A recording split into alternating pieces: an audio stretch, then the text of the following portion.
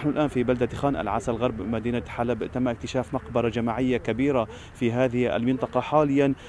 وفد تركي يضم وكالات تركية بمرافقة الشرطة يقومون بالكشف على هذه المقابر. تابعونا في هذه الجولة. الله يعطيك العافية، تعرفنا بحضرتك؟ يعافيك يا رب. ملازم أول عمر رحال، ضابط عمليات في قيادة شرطة حلب.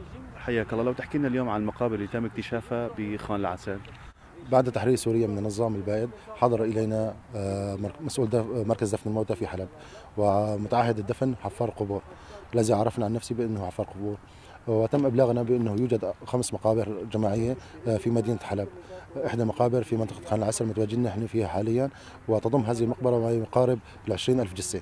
يوجد تقريبا ما يقارب تقريبا 15,000 جثة، 10,000 جثة تم توثيقها بأرقام تم تسليمها من قبل الأفرع الأمنية لمركز دفن الموتى وحفار قبور، حيث أنه يقوم بدوره بدفنها بهذه المقابر وأعطيها أرقام.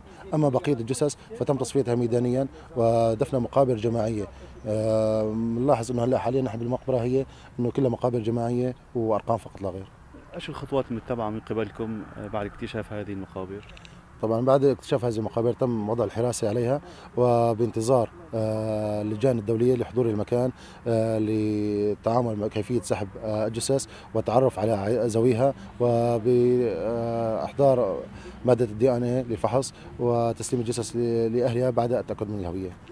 بعد الإعلان عن هذه المقابر حضرت عدة وكالات عالمية من بينها الوفد التركي لتوثيق الجرائم التي قام بها النظام البائد بقتل المدنيين بالأفرع الأمنية.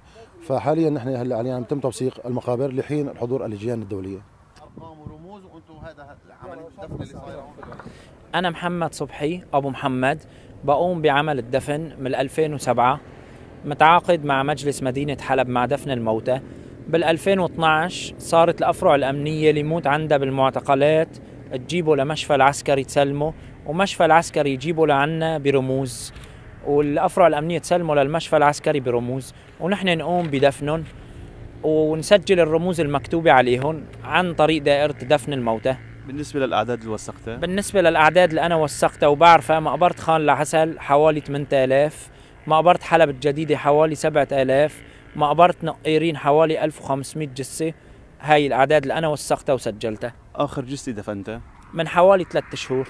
من 3 شهور دفنتها؟ إيه، كان أكثر من جثة، كانوا 10 أو 11 يعني هيك تقريبا العدد.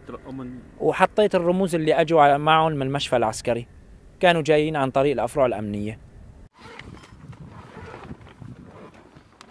إذا تم اكتشاف عشرات المقابر في منطقة حلب بعد سقوط النظام البائد، واليوم تعمل الجهات المعنية على توثيق هذه المقابر وإيصالها إلى المحافل الدولية.